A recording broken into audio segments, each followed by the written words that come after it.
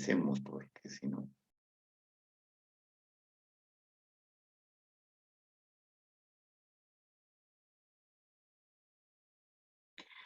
Muy bien, entonces empezamos la clase número 17. Increíblemente ya estamos llegando a las vacaciones.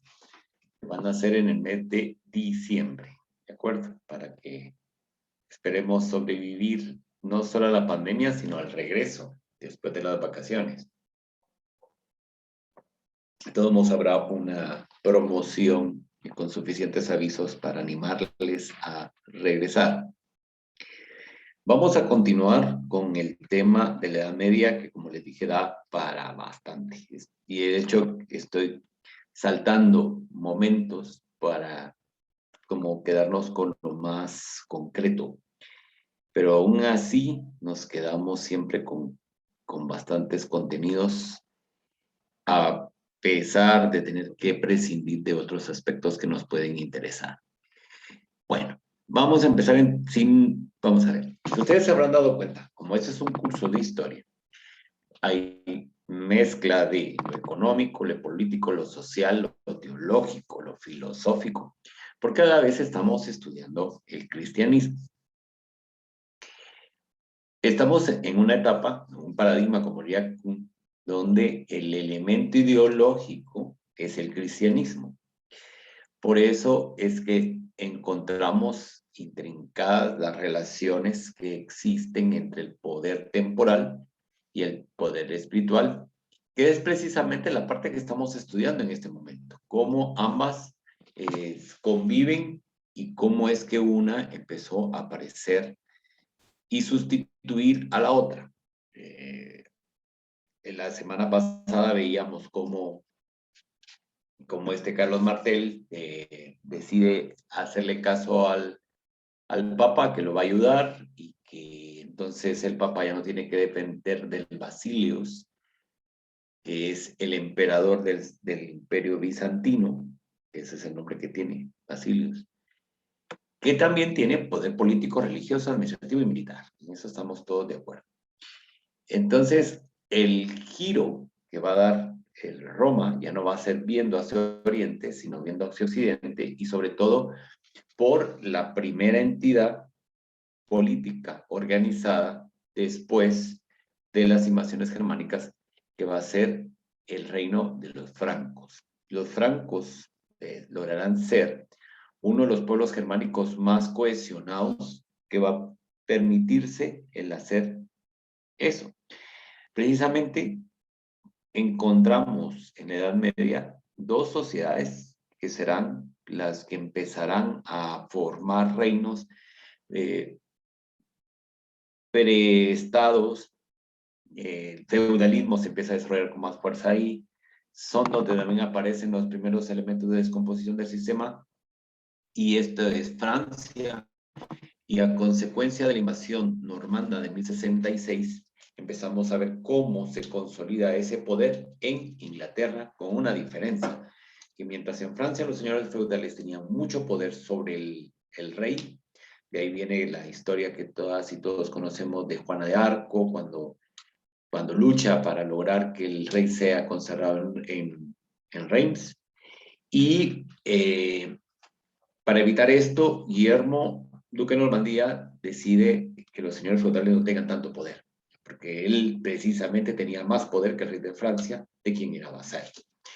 Pero nos adelantamos demasiado, solo es para tenerlo en contexto. Entonces, en el imperio que están haciendo, que es el imperio carolingio, tendremos un emperador a similitud del Basilius. Y esta figura del Basilius, que a veces la tomamos como muy lejana, tendrá mucha influencia en todo lo que vamos a estudiar. Porque no solo va a marcar la forma de comportamiento del emperador, sino también la forma del comportamiento del Papa, que son los dos poderes que en Occidente van a tener bastante injerencia. El emperador carolingio, por supuesto, va a tener poder político, religioso y militar.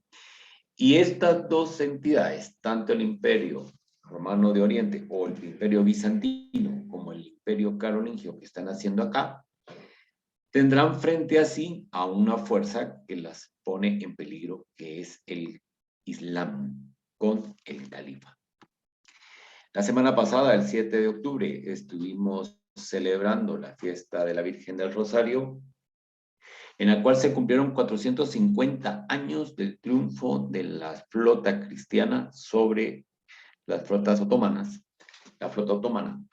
Y esto es un hecho sumamente importante. ¿Por qué? Porque ya desde Soleimán el Magnífico habían intentos de los otomanos de conquistar Europa, y de hecho Luis de Hungría va a defender el territorio, lo van a matar. Este Luis es pariente político de Carlos V, y después, ya con Selim II, que es el sucesor de Soleimán, desean entrar a Europa por el Mediterráneo.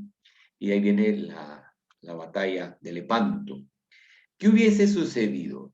Que, aplicando la hipótesis contrafactual, ¿qué hubiese sucedido si los otomanos ganan, toman Viena, hubieran quedado a las puertas de Roma y posteriormente, porque era necesario, se logra esta batalla de Lepanto y ganan también los otomanos, teniendo, digamos, como dos puntas de lanza, o encerrando a Europa en forma de pinza? Pues sencillamente que ahora estaríamos practicando la religión islámica. Y estaríamos a punto de nuestras últimas oraciones. Eso hubiera pasado. ¿Mm? ¿Por qué no sucedió? Pues por una serie de factores que no vienen al cuento mencionar, pero sí lo quiero señalar, sobre todo cuando nos lanzamos a ver la historia desde nuestras perspectivas actuales, individualistas y muy centradas en mi yo. Entonces perdemos de vista estas circunstancias. Ahora seríamos musulmanes, y ahí sí no se hubiera salvado nadie. ¿Por qué? Porque los únicos que podían practicar su religión en calidad de dimis, que es extranjero, en el imperio musulmán eran los cristianos y los judíos, y ahí los demás no. Entonces, o aceptaban el Islam o ahí mismo morían. Solo una acotación al pie, que conviene a veces hacer estas pequeñas valoraciones desde la historia para que nos demos cuenta que podríamos estar en otra circunstancia totalmente distinta. No sé cuál prefieran ustedes. Yo por lo menos lo del Islam sí no lo prefiero. Obviamente porque si hubiera nacido musulmán diría sí, lo mejor hubiera sido ser musulmanes, pero como no nací musulmán, entonces sí puedo tener esa perspectiva. Muy bien. Y así vamos a encontrar que cómo se administraban los tres grandes imperios. Bueno, el Islam mismo está creciendo en este momento, pero son las tres entidades que van a estar ahí constantemente actuando y queriendo dominar una sobre la otra, porque eso también tiene que decirse. Entonces tenemos el Imperio Carolingio, que es el fundado por Carlomagno en el 768 al 814, que va a impulsar un renacimiento denominado carolingio. Viene el nombre carolingio por Carolum, que es en latín, Carlos, que es en español. De ahí viene que le digan a la Universidad de San Carlos la carolingia por el nombre de San Carlos. Y en fin, la colonia carolingia también le debe el nombre a eso. Bueno, entonces vamos a ver que en el Renacimiento carolingio, porque ya se asentaron las aguas, por decir una forma, veremos el surgimiento de las escuelas, el trivium y el arte. También empieza a adquirir fuerza. Y por otro lado, va a impulsar, que es para el tema que nos interesa, la unificación religiosa con la conversión al cristianismo. Y va a establecer su centro en la ciudad alemana de Aquisgrán, Aachen en alemán. Por eso es que los emperadores del Sacro Imperio Romano Germánico eran consagrados en Aquisgrán. Si un emperador era consagrado, entonces podía elegir a su sucesor. Si un emperador no era consagrado, entonces tenían que ser electos y había un colegio electoral. ¿Dónde podemos ver bien esto? Que lo han recreado magníficamente en la serie Carlos Rey Emperador, en el capítulo correspondiente cuando está en la elección y coronación de Carlos como emperador. La idea que van a tener es restaurar el Imperio Romano. Esta parte que aquí aparece como, bueno, sí, ni modo, los romanos, es muy importante por la explicación que viene a continuación, pero vamos a terminar aquí de definir qué era el imperio, porque a veces lo hablamos y nos queda ahí. Entonces, tendremos que ese imperio empieza conquistas territoriales, como son la marca hispánica, de la cual les expliqué la semana pasada, de todos modos ya va a salir un mapa. Bretaña, Sajonia, Lombardía y Carintia, Ducado de Spoleto y vasallaje de Bohemia, Panonia y Benevento. Ya va a aparecer. Entonces, del reino de los francos, que empieza en el siglo VIII al IX, que tenemos ya precisamente la fundación de este reino, Carlos Martel, que es el que detiene a los musulmanes en la batalla de Poitiers del 732, de la cual hablamos, Pipino el Breve, que funda la dinastía carolingia a mediados del siglo VIII, y luego el gran, digamos, la gran figura de este momento que va a ser Carlo Magno, que es el fundador precisamente del Imperio Carolingio, y se le considera como el fundador de lo que es la moderna Europa, porque ahí es donde arranca lo que hoy conocemos como Europa. Antes no. Al morir, su imperio se va a dividir en tres por un tratado, que es el Tratado de Verdún, que ya va a aparecer en el 843. Y entonces ahí es cuando ya empezamos a ver que despunta lo que es el reino de Francia con la dinastía Capeta, que empieza el primer imperio alemán, que va a ser la base del Sacro Imperio Romano Germánico, y otros territorios que posteriormente van a ser peleados entre ingleses y franceses, que en la Guerra de los 100 años, por ejemplo. Entonces ahí los vamos a tener.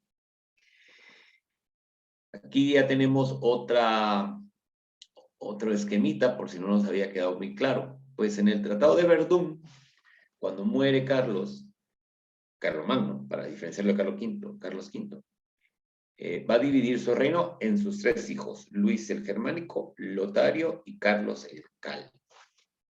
Ya, con esos tres vamos a ver que se divide el imperio. ¿Verdad? Entonces aquí ya tenemos el imperio. Este es el reino de los francos, como ustedes lo pueden ver está en color naranja. Comprende prácticamente casi toda la que es la Francia de hoy, gran parte de Alemania, Bélgica, Holanda. Las conquistas de Carlomagno, o sea, esto era el reino antes de que llegara Carlomagno. Llega Carlomagno, entonces empieza a conquistar Sajonia, que es esto, la marca danesa para contener a los vikingos, la marca de Soraba para protegerse de los eslavos, la marca panónica también, bueno, para evitar esta confrontación constante. Y aquí tenemos el mundo islámico, que habíamos hablado la semana pasada con la dinastía de los Omeyas y el califato abásida también. Y luego aquí pueden ver que esto es muy interesante. Bueno, el ducado de Spoleto, que está aquí, que está en amarillo. Y en verde, ustedes pueden distinguir en verde lo que se le va a denominar los estados pontificios, es decir, son los territorios que pertenecen al Papa. Territorios en los cuales van a ser soberanos. Cuando se da la unificación italiana en 1870, al Papa lo encierran en Roma y empieza lo que es la cuestión romana, porque el Papa dijo, yo no salgo de aquí nunca jamás, y algunos unos que no salieron. Y entonces Mussolini, para tener ya esa parte, porque los italianos eran mayoría católica, como lo siguen siendo ahora, para tener contento esa rama, va a negociar lo que se van a denominar el Tratado de Letrán, por el cual reconoce al Estado Vaticano y el Estado Vaticano reconoce a la República de Italia. Y para solemnizar ese momento es cuando se abre lo que se denomina la vía de la conciliación en italiano, que no es más que la vía de la conciliación, que une el Estado del Vaticano con Italia, prácticamente los lleva hasta el río, digamos. Es una vía preciosa, cara para comer ahí, pero bueno, no me voy a tener en anécdotas. Y este es el Imperio Bizantino, y Constantinopla, como lo pueden ver aquí. Bueno. ¿Quién fue Carlomagno? Bueno, Carlomagno fue el fundador del Imperio Carolingio, rey de los francos. En francés, Charlemagne, en latín, Carolus Magnus. Nace en el 742, otros dicen que en el 747 o en el 748, pero lo que están todo el mundo de acuerdo es que muere en Aquisgrán, en Aachen, el 28 de enero del 814. Este va a ser el que va a poner orden. Para Carlos Magno, su ideal era crear un imperio, un reino totalmente cristiano. Y para eso se va a inspirar en las ideas de San Agustín, de las cuales ya sabemos pues algo. San Agustín va a escribir un libro que se llama La ciudad de Dios, donde aplica sus teorías neoplatónicas, donde nos dice que existe una ciudad celestial y que las ciudades cristianas tienen que ser reflejo de esa ciudad celestial que es donde reina Dios, que está en el cielo, por supuesto. Va a dedicarse a la elevación no solo religiosa, sino cultural de sus pueblos, porque él dice, estamos muy atrasados. ¿Ya? Entonces, se da cuenta que pues no hay conocimiento, no hay avances científicos, no hay nada, y entonces es cuando fomenta el conocimiento. Y para esto va a privilegiar a los monasterios que se dedican al estudio de los clásicos, y es cuando se va a dar un gran impulso a la traducción, al estudio y a los comentarios de los clásicos, sobre todo Platón, Aristóteles. Al hablar de los clásicos me estoy refiriendo a los textos grecolatinos, no a los textos cristianos, que por supuesto que había un conocimiento. Con esto también se desmonta la teoría de que en la Edad Media nadie estudiaba nada y hasta que llegó el Renacimiento lo descubrieron todo. No. ¿Ya? Carlomagno va a ser el gran impulsor de todos estos movimientos. Y va a ser link con una orden religiosa que son los de benedictinos. Y le gustó el método y es el método educativo que van a empezar a aplicar. ¿Ya? Lo que quería era forjar un único y poderoso pueblo cristiano, y a partir de ahí a toda esa parte se le denomina la cristiandad. No existía el término Europa, sino que todo ese conjunto era la cristiandad. Entonces busca mantener bajo control la vida de la gente en lo político, en lo espiritual, en todos los aspectos. ¿Ya? Va a haber un control. Por eso estamos hablando de un imperio, porque ya estamos viendo una entidad paraestatal. Si estoy utilizando el término paraestatal es para no confundirlo con el Estado actual, pero digamos, ya hay una administración, ya hay un concepto que nos va a permitir el desarrollo posterior de todo lo que tenemos hasta hoy. ¿Ya?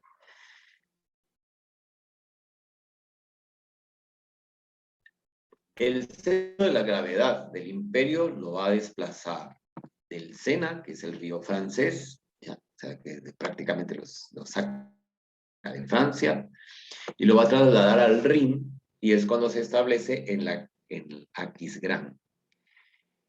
Y va a pasar a ser su morada favorita. Aquí tenemos solo unos pedacitos de su palacio en Aquisgrán.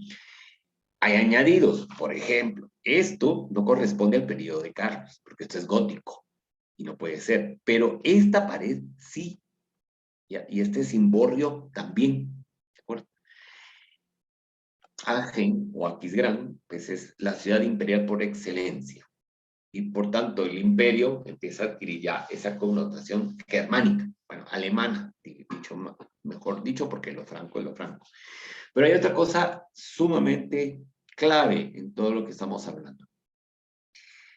El imperio carlomagno habla latín, pero obviamente el latín que se habla en ese momento empieza a desarrollarse y a crear ciertas formas dialectales en cada uno de los territorios antes vistos. Y por eso es que al fomentar el latín en una zona donde ya era latina, como era Francia, es donde tenemos, por tanto, el surgimiento del francés y los demás dialectos latinos en la región francesa, como son el patois, como son el borgoñón y todas, el bretón, ¿verdad? Que son denominaciones que al final, pues ahora ya tenemos el francés como el idioma. Pero en Alemania, por no haber sido una zona latinizada durante el periodo romano, entonces el latín solo va a quedar para los estudiosos, para la iglesia, etc. Vamos a ver que este señor va a tener muchísima influencia, van a llegar a pedirle, o sea, ya lo empiezan a ver como un superior, lo empiezan a ver como un sustituto de lo que había sido el emperador romano en la antigüedad. ¿Ya? Y de hecho, él asume ese carácter. ¿Ya? Y también vamos a ver que va a fomentar que tener a su alrededor funcionarios religiosos, porque él va a considerar que como son los mejor formados, son quienes pueden ayudarlo para elevar no solo el nivel espiritual de su imperio, sino dar un orden a la administración. Habrá un problema con esto. ¿Por qué? Porque entonces ahí es cuando empezamos a ver cómo cambia la función eminentemente espiritual de los eclesiásticos a ocupar puestos administrativos.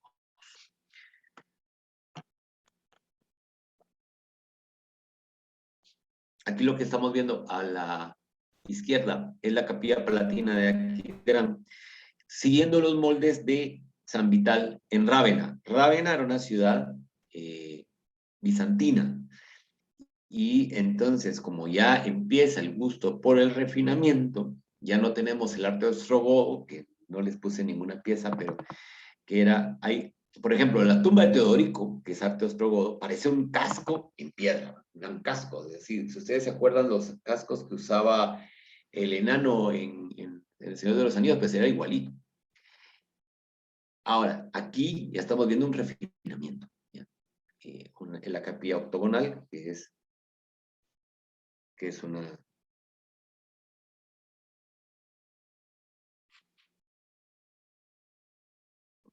como pueden ver ahí, ¿verdad? Que está precioso.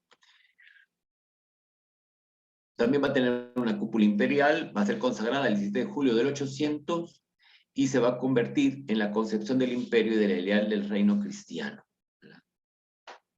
Vamos a ver a Carlos Otón el Grande va a recibir en esta catedral de Aquisgrán los signos de su línea regia y tuvo lugar en esta misma catedral hasta 1531 30 coronaciones de soberanos alemanes. ¿Ya? Los objetos más preciosos de Occidente los vamos a encontrar aquí también, en Aquisgrán. Como ven, es como un renacer, por eso se le llama el renacimiento carolingio. Van a proliferar no solo las escuelas, sino también monasterios,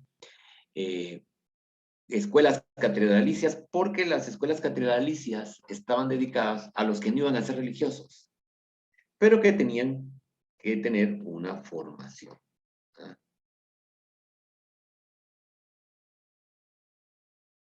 Una formación.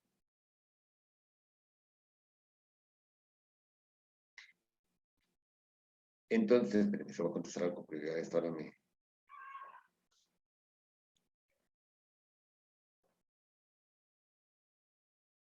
Entonces, vamos a ver que va a buscar por todas las partes escritos, como les decía, de la antigüedad clásica. Vamos a empezar a ver que corrigen errores.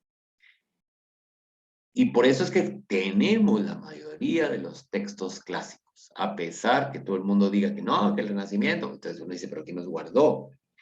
Se dice que los musulmanes sí, pero no todo vino del Islam.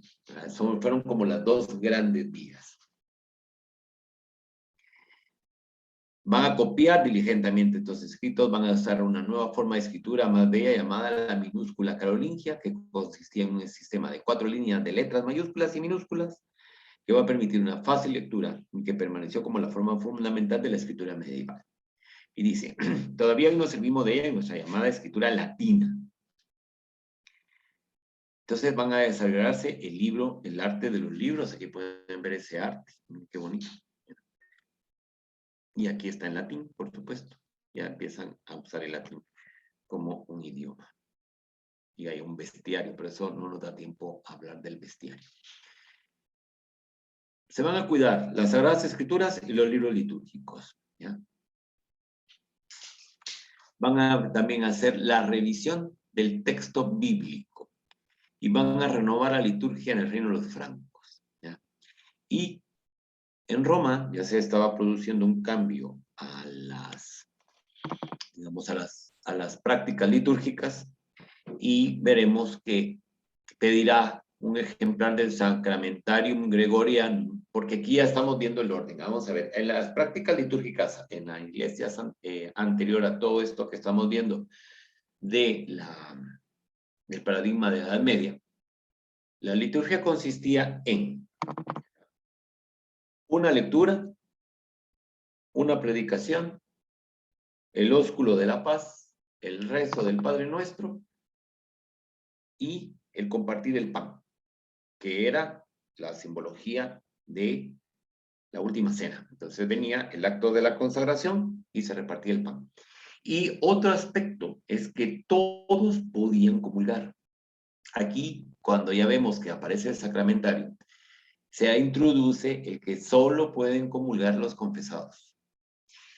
En la antigua forma, las confesiones eran públicas. Entonces todo el mundo decía, yo hice esto, hice lo otro, entonces todos, que te perdonamos en nombre de Dios o que Dios te perdone, cosas así. Aquí ya no, entra la confesión auricular y secreta. ¿Ya? Y entonces la situación ya se empieza como a poner más compleja, que es prácticamente lo que estamos viviendo ahora.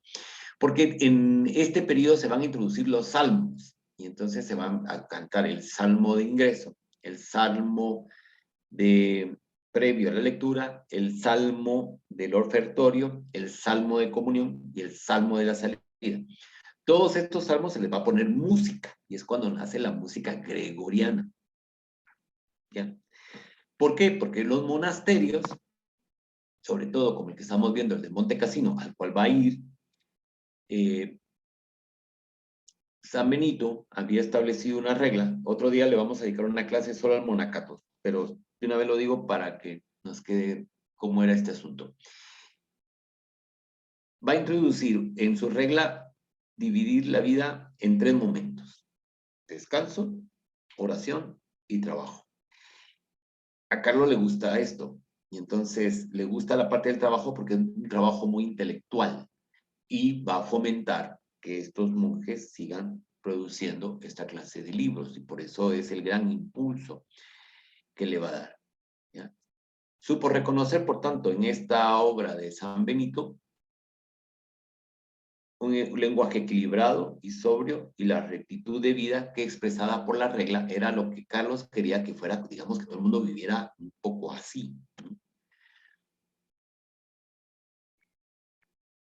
Va a emprender muchas reformas en el sínodo de Aquisgrán, y esto lo van a hacer en el 802, 816, 817 y 822, cuya aplicación se va a encargar al abad Benito de Aniano. Y va a tener como centro el monasterio de San Cornelio, cerca de Aquisgrán. San Cornelio es aquí. Obviamente que ya no queda más que las bases del convento, pero dentro del convento sale este pueblito, que es el que están viendo ustedes acá. Carlos va a seguir, por tanto, con vigor la reforma de la iglesia emprendida por Bonifacio, y también se va a ocupar personalmente, no solo como devoto, sino también como emperador de los intereses externos de la iglesia. Y también va a entrar al tema eclesial y teológico. Va a impulsar leyes para la renovación de la vida eclesiástica. Ya lo dijimos, hace sínodos. Va a mandar misi domini a vigilar que no solo sobre la vida del Estado, sino también sobre la iglesia, que todo vaya como lo estaban pensando. ¿Ya? Ahora, le va a imprimir un sello propio a esta renovación. ¿Ya? Una concepción personal del poder regio, que en modo alguno corresponde por entero a las ideas de Bonifacio. Podríamos decir que la autoridad que empezaremos a analizar de los papas surge cuando ven que tienen la posibilidad de emular al emperador, porque aunque ahorita están de grandes amigos, llegará un momento donde van a chocar y va a ser un choque de trenes.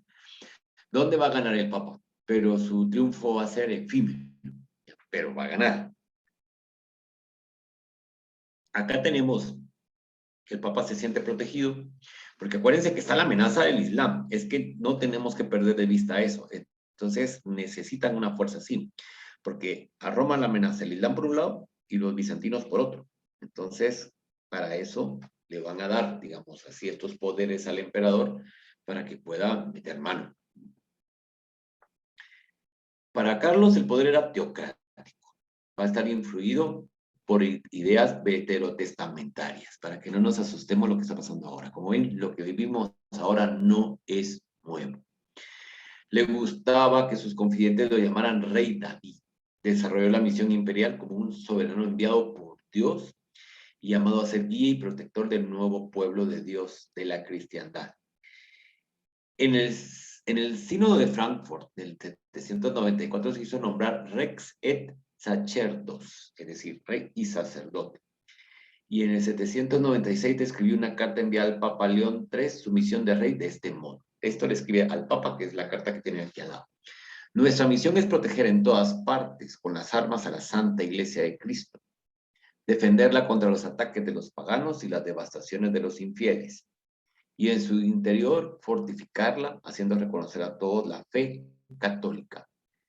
Vuestra misión es ayudar a los esfuerzos de nuestros ejércitos, elevando la mano hacia Dios como Moisés, a fin de que por vuestra intercesión el pueblo cristiano obtenga siempre y en todas partes la victoria sobre sus enemigos. O sea, ¿quién lleva esa misión? El emperador. ¿Cómo le va a ayudar al Papa? Rezando. Y entre líneas se entiende, no te metas, nada más tienes que rezar por nosotros para que ganemos. Y hace esas comparaciones del Antiguo Testamento. En esta concepción de Carlomagno, la diferencia entre lo temporal y lo espiritual se fue difuminando. ¿Por qué? Porque le gustó la manera en que el Basilio también gobierna en Constantinopla, donde ahí el poder espiritual y temporal están unidos. Y por eso es que va a intervenir en los concilios, va a intervenir en la disciplina, va a determinar la doctrina, ¿verdad? Porque se va a considerar soberano supremo de la Iglesia franca. Tiene los bienes de la Iglesia, son del emperador, no de la Iglesia. Y va a poner a los obispos, tanto a obispos como a abades, según su parecer. Aquí empieza una figura importantísima, que posteriormente se va a denominar gallicanismo. Y es precisamente en estos referentes que estamos sabiendo de Carlos, que posteriormente quedarán consignados en unos documentos que ya los vamos a explicar, la base de lo que posteriormente se va a denominar el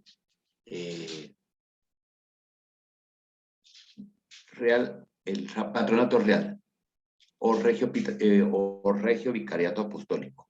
¿Ya? ¿Quiénes van a utilizar ese patronato real o el regio vicariato apostólico? Los reyes de Castilla y posteriormente los reyes de España en América, cuya propiedad de la iglesia no, digamos, no tenía injerencia el papa, sino la injerencia total era del rey. La primera soberana que va a empezar a utilizar este derecho porque lo va a pedir para sí es Isabel la Católica y va a quedar para su posteridad. Por eso no sé si se los conté que cuando fue la independencia, los presidentes de la nueva república le pidieron al Papa el mismo derecho para ellos y entonces Roma dijo, es nuestro momento. Y le dijeron, no, pero eso va a ser hasta las independencias.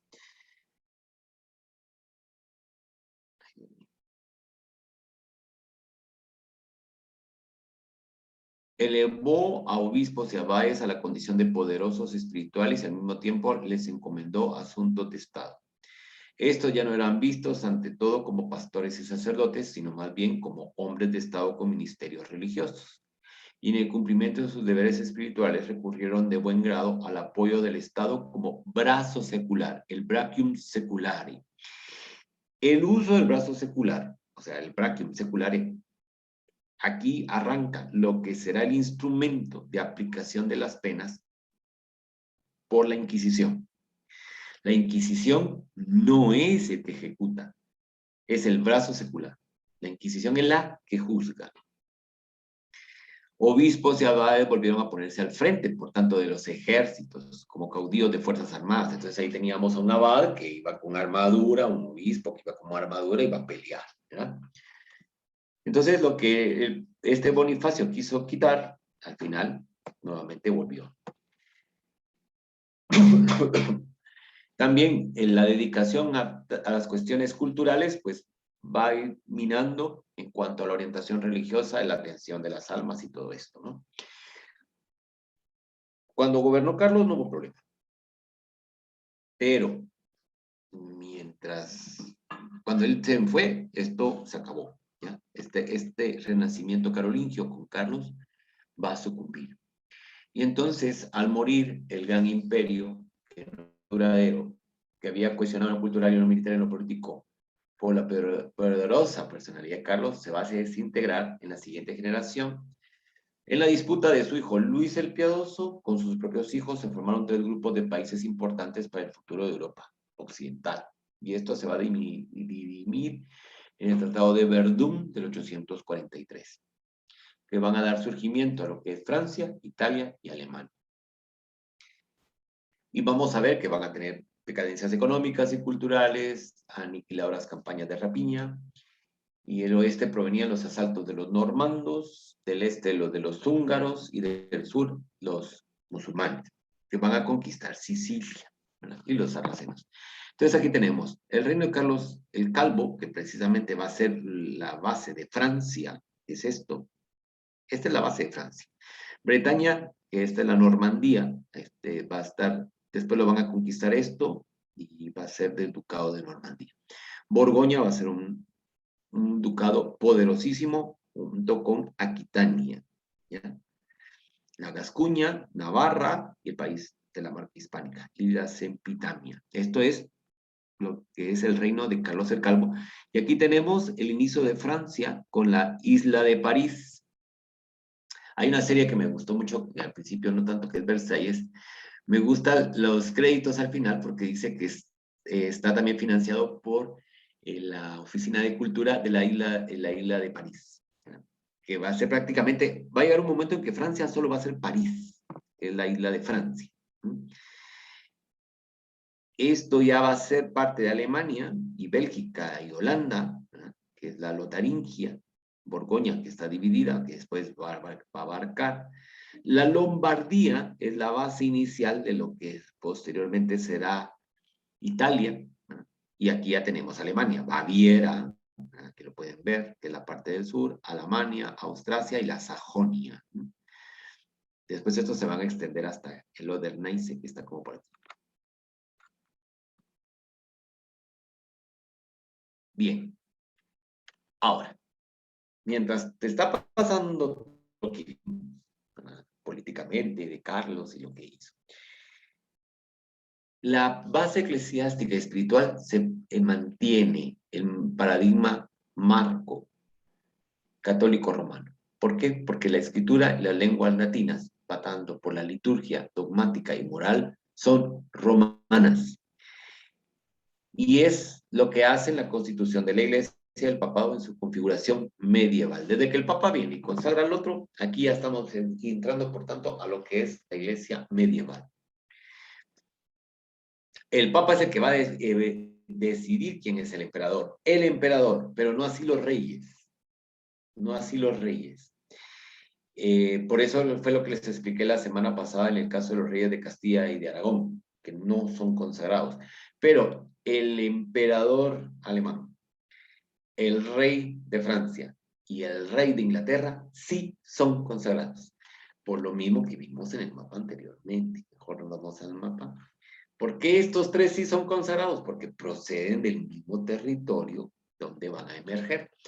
¿Por qué el de Inglaterra? Porque Bretaña y Normandía, en un momento, al conquistar Inglaterra, que está aquí, donde está el cartelito, se declaran reyes de Inglaterra, duques de Normandía, y en un momento dado, por una serie de sucesiones, sobre todo en la Guerra de los 100 Años, los reyes ingleses tendrán los títulos de rey de Inglaterra y de Francia. Por eso, ¿ya?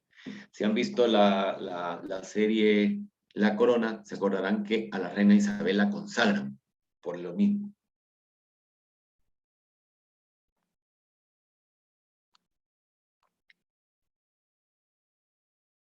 Ahora, todo esto que vamos a empezar a ver ahora muy rápidamente, digamos, vamos a ver, todo necesita un fundamento, ¿de acuerdo? O sea, ¿por qué nosotros pensamos de que un presidente es legítimo? Porque votamos. Ya sabemos que es una trampa, ya sabemos que nos engañan, ya sabemos todo, ¿va? Pero todavía creemos que eso le da la legitimidad, la institucionalidad, como se diría en términos actuales. Pues estos también necesitan algo, una base, ¿ya? Que diga que el Papa es la persona dedicada, consagrada, especializada en que el emperador sea el que tenga que gobernar. Y para eso vamos a empezar a ver una serie de falsificaciones para robustecer la romanización total de la Iglesia Católica. Desde este periodo hasta la actualidad, la Iglesia gira en torno a Roma. Y con el actual Papa, más. Aunque aparentemente dijo que iba a ser menos. Más, muchísimo más. Porque es que, a ver, si ustedes le quitan esa distinción, pues se desmorona. Y todos lo saben. El Papa actual también lo sabe. Y dirá, no, no me voy a meter yo, a ser yo el que decida que esto aquí acaba. Entonces, yo sé que nos gustaría una iglesia democrática donde todos pudiéramos votar. Imagínense aquellas elecciones en las parroquias, una gran agarrazón. Pero no, ¿ya? Porque si la iglesia romana sobrevivió a todo lo que viene a continuación, fue precisamente por esto. Y todo está sustentado en falsificaciones. Ya se sabe que son falsificaciones, sí, pero sigue estando ahí. Entonces, los papas al principio buscaban la protección del emperador, pero aquí ya están envalentonados y son los que van a fortalecer la pretensión del poder espiritual y temporal del papa sobre el emperador. Y esto va a provocar muchísimas constantes fricciones. Bueno, ¿dónde empieza esto? ¿Verdad? No habían pasado 100 años desde la fundación del Estado eclesiástico, cuando Nicolás I, aquí tienen su foto, esta foto de Nicolás I es la que ustedes pueden ver en el interior de la Basílica de San Pablo Extramuros, donde hay unos medallones donde están todos los papas. Ahora ya abrieron otra nueva galería, pero se decía que cuando dejaran de poderse colocar medallones con, imagínate, el Papa venía el fin del mundo, y resulta que ya pasó. Ya ahorita hay otra sección que se hizo porque ya no cupieron en la nave central. Va a favorecer el desmoronamiento de los carolingios en plena conciencia del cargo pretrino, ¿ya? Usó por primera vez, bajo anatema, o sea, exclusión de la iglesia, la desobediencia de una decisión doctrinal o papal. Es decir, quien no obedeciera lo que el papa decía, quedaba bajo anatema. Porque para Nicolás I, el papa constituye la base requerida por Dios para el orden social y estatal. Así que quiere traducir a la práctica la teoría petrina.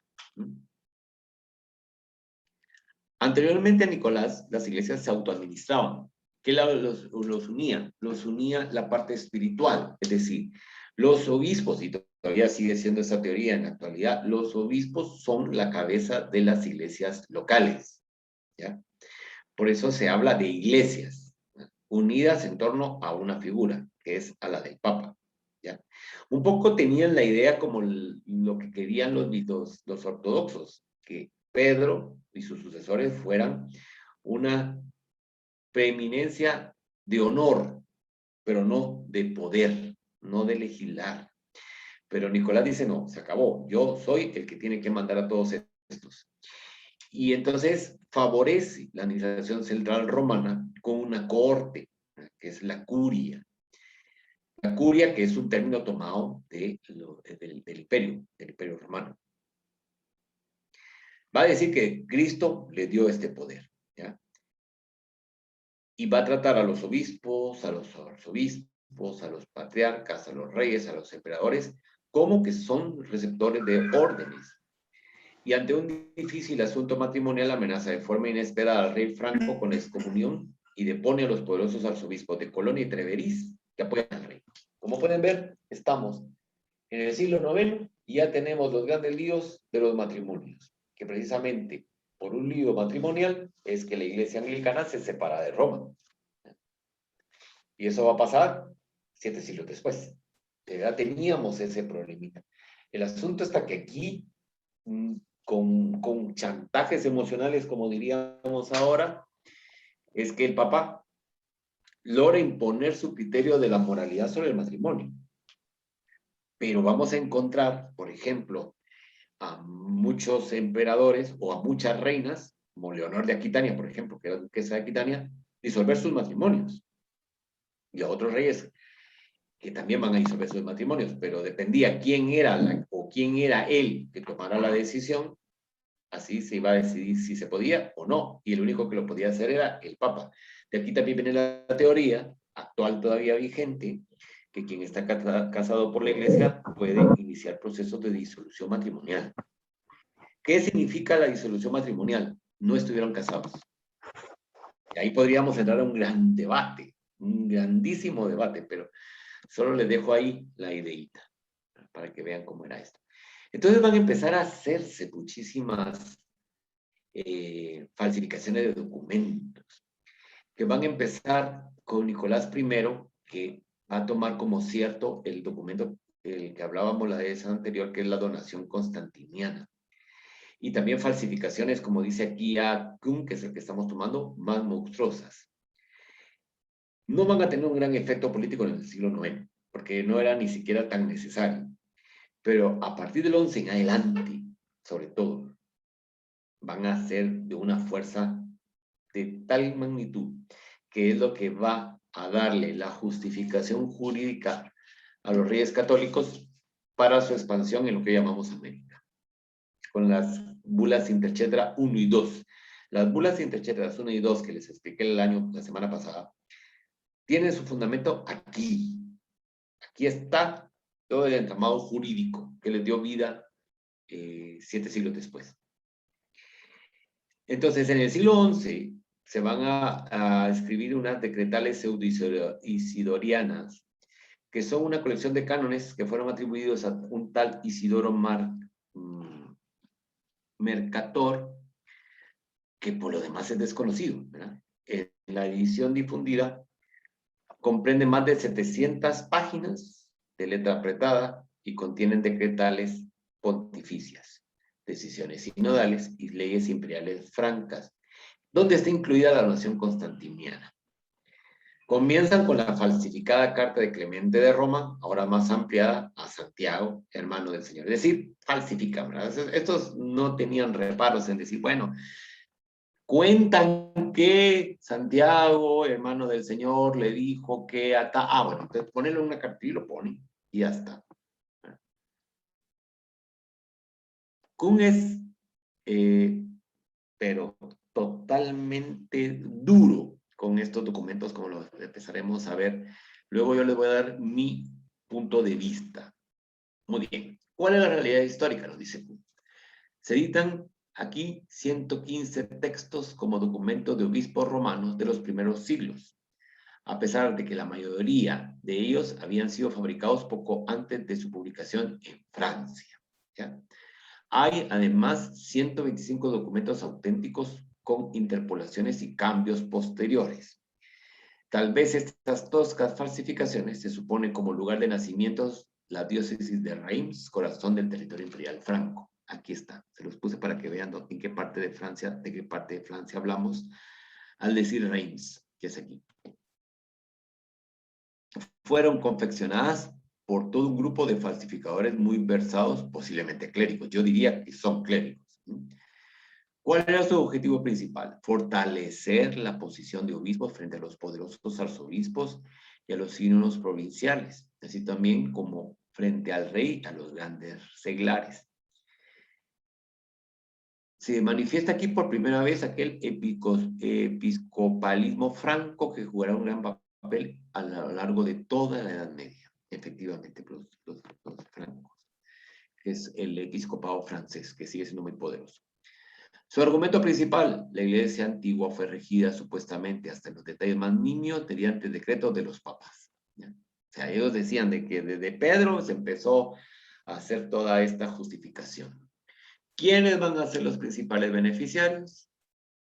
No van a ser los obispos, sino el papado, que cuando se redactaron las falsificaciones era débil y no era aún de tener como adversario del episcopalismo, porque lo que para los falsificadores era medio para el fin, la exaltación del poder del papa, definido como capo totuis orbis, cabeza de todo el orbe, de ahí viene la palabra capo, caput, que es cabeza.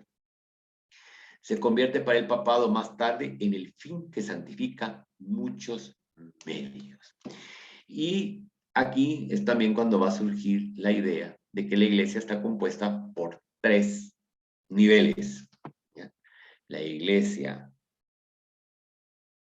militante, los que están en la tierra, vivitos; la iglesia triunfante, los que están en el cielo; y la iglesia purgante, los que están esperando redimir sus pecados para subir al cielo. Y por eso vamos a ver que ahora ya no se usa, pero los papas usaban la corona de 3 tiaras, ¿ya? Que son 3 coronitas. 1, 2, 3. Este es Pío XII. El último que lo usó fue Pablo VI. Ahora ya no se usa, ahora están en los museos. Y una fuentecita que se llama así. Su principal beneficiario, lo dijimos. Sus estrategias: el derecho de celebrar y confirmar sínodos ejercidos hasta ahora por los reyes francos, es atribuido solo al Papa. Entonces, el Papa con estos documentos lo que hace es quitarles ese poder que los emperadores habían asumido para convocar sínodos, y ahora va a ser él. En la actualidad sigue igual. En general, bueno, obispos acusados pueden apelar al Papa, como ahora, aunque hay algunos cambios. En general, todos los asuntos graves, cause maioris, están reservados al Papa para la decisión definitiva, como ahora. Las leyes del Estado que colisionan con los cánones y decretos del Papa son nulas, como ahora. ¿Ven? Estamos hablando del siglo VIII, IX. Bueno, y aquí ya vamos por el 11, el siglo XI y XII. Ahí está. O sea, por eso está bonita la historia, porque nos permite ver que en el pasado los orígenes de cosas que todavía siguen vigentes y están ahí y siguen actuando. Por supuesto. El manual práctico del Pseudo-Isidoro se difundió enseguida por toda Europa occidental. Durante siglos se tuvo por auténtico, pero ya Nicolás de Cusa y Lorenzo Valla pusieron en duda la autenticidad. Este Nicolás de Cusa es muy importante, es un gran pensador, que ya llegaremos en su momento a hablar de él. Y en el tiempo de las reformas, las centurias de Magdeburgo, editadas por Matías Flacius y otros desde 1559 en Magdeburgo, y de forma global el teólogo reformado David Blondel, demuestran la inautenticidad de los decretales. Y como se comprenderá, estos críticos reformadores no ahorraron reproches dirigidos a los falsificadores y a los papas, que son en parte injustificados, pero después ya le va a meter este machete, ya verán. Por otra, historiadores modernos de la Edad Media no han escatimado esfuerzos para entender desde la época las numerosas falsificaciones. Así el profesor Horst Fuhrmann, que aquí está la foto del profesor Horst Fuhrmann, especialista en el Pseudo-Isidoro, profesor hasta 1993 de la Monumenta Germania Histórica, en su invitación a la Edad Media, resumiendo en relación con las falsificaciones, responde a 2 cuestiones. 2 son las cuestiones que este profesor alemán nos va a decir. La cuestión ética: ¿carece de moral la Edad Media? Respuesta de historiador: no, porque entonces no hacía válido un derecho el acto formal de la institución como entre nosotros, sino solo la justicia inherente a él. Por tanto, las falsificaciones habían estado de hecho al servicio de la justicia tal como los autores la habrían concebido de forma subjetiva, es decir, al servicio del orden salvífico. Y así algunas falsificaciones también habrían servido de forma real al cielo, de ir al cielo. Entonces la idea de este señor es, bueno, para ellos era una manera de garantizar el cumplimiento de los preceptos cristianos, ¿ya? Pero contrapreguntamos, dice, ¿con quién se considerará a sí mismo con derecho o quisiera servir al cielo? Tenía derecho en la Edad Media a confeccionar sin reparos morales falsificaciones en lugar de la justicia intrínseca. No estaba en juego, en la mayoría de los casos también, intereses jurídicos, clericales o curiales a los que los falsificadores servían. ¿Y dónde estaba, en el caso de las pretensiones eclesiásticas de universalidad del papado, la justicia intrínseca?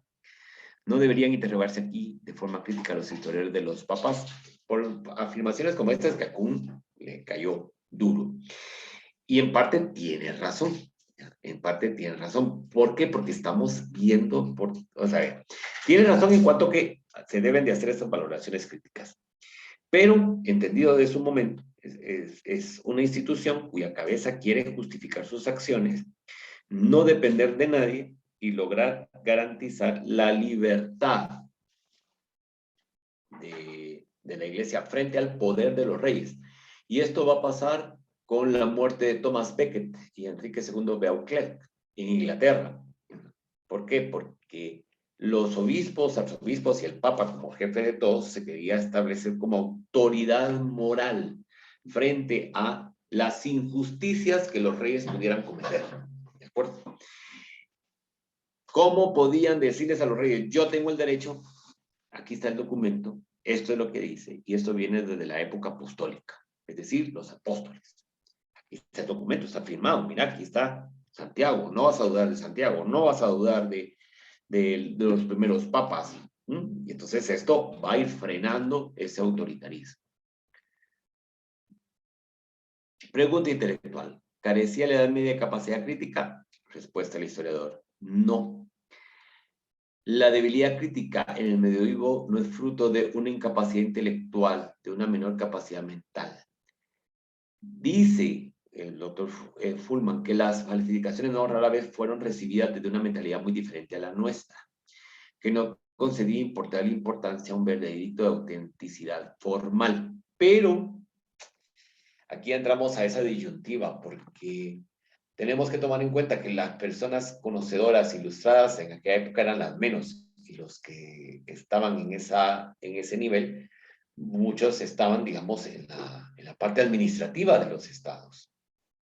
El pueblo llano, pues, ni enterados estaban de que esto estaba sucediendo. ¿Ya? Miren, aquí hay una estampa de todos ellos, pues daban por hecho que lo que les estaban diciendo en los documentos, que el Papa decía que eran auténticos, los obispos decían que eran auténticos, los versados sabían que eran auténticos, ellos dirían, pues sí, ¿por qué? Porque son los que saben. Pero contrapreguntámonos, dice, a la vista de la importancia material de las falsificaciones, ¿qué significa aquí formal? No defendió con vehemencia la autoridad eclesiástica también la autenticidad formal cuando ella fue puesta en duda y fue puesta en tela de juicio al mismo tiempo la estructura eclesial de poder, como hicieron los herejes medievales, sobre todo respecto a la donación constantiniana y otras pretensiones romanas del poder, pues sí, van a haber muchísimos, por ejemplo, los husitas, que va a ser otro movimiento que viene más adelante, van a cuestionar ese poder, ¿verdad? Pero viene después Montano, que va a decir, no, el poder del Papa es absoluto, el absolutismo pontificio, del cual todavía existe. Entonces, como pueden ver, estas falsificaciones, ya sabemos que lo son, pues siguen siendo base de autenticidad para esta situación. Y rematamos con esto. Sin duda que han existido en todo tiempo y lugar falsificaciones que hay que entender desde su propio tiempo. Y las decretales pseudo-isidorianas tal vez no son falsificaciones en sentido moderno de un intencionado querer engañar. Y sin embargo, este medioevo, al que se supone una religiosidad profunda, fue de hecho, más que ninguna otra época anterior o posterior a él, también, según sus defensores, un tiempo de falsificaciones. Es cierto, ¿verdad? Hubo falsificaciones de reliquias, ya, por supuesto. Y esto va a surgir más durante las cruzadas, que ya lo vamos a ver en una clase. Marc Bloch, nuestro conocido fundador de la nueva investigación histórica francesa, llegó a hablar en una ocasión de una epidemia masiva de falsificación entre los siglos VIII y XII, pero constatado, ¿significa al mismo tiempo disculparlo? No habría que formular a posteriori preguntas críticas a esta práctica, sobre todo si se tiene en cuenta que se encadenó de hecho un enorme efecto político. Al menos puede dejar indiferente a un cristiano comprometido de hoy lo que se llevó a cabo con esas falsificaciones en nombre de la Iglesia de Jesucristo, que representan no una curiosidad de entonces, sino un factor de poder hasta hoy. Sí, porque esto sigue vigente hasta hoy. Ahora, mi opinión, y con eso termino.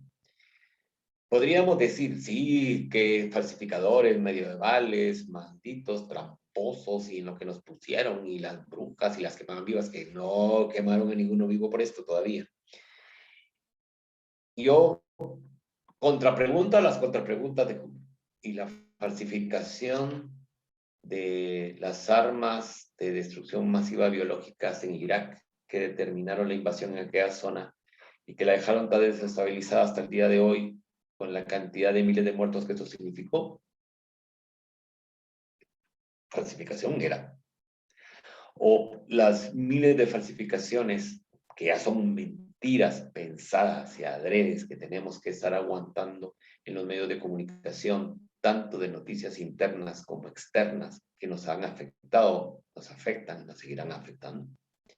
O la cantidad de falsificaciones que han salido para demilitar alguna vacuna por cuestiones políticas, ideológicas. Entonces, como ven, es que lo de la falsificación no es solo de los medievales, como que es parte de nuestro ADN y que va a estar siempre presente en nuestras historias como especie humana. Muy bien, llegamos al final. Vamos a ver cuántos sobrevivientes. 11. Muy bien. ¿Alguna pregunta, comentario? ¿Duda?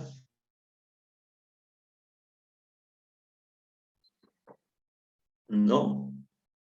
Bueno, para ponerle un poquito de emoción, entonces la próxima clase la vamos a dedicar a las cruzadas, para que así opinen un poco más, porque ya llevan varias clases que no opinan.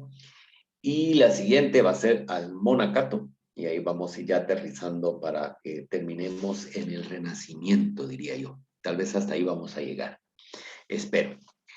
Muy bien, entonces si no hay dudas, no hay comentarios, no hay críticas, no hay nada, les deseo feliz noche. Muchísimas gracias por su constancia, por estar aquí.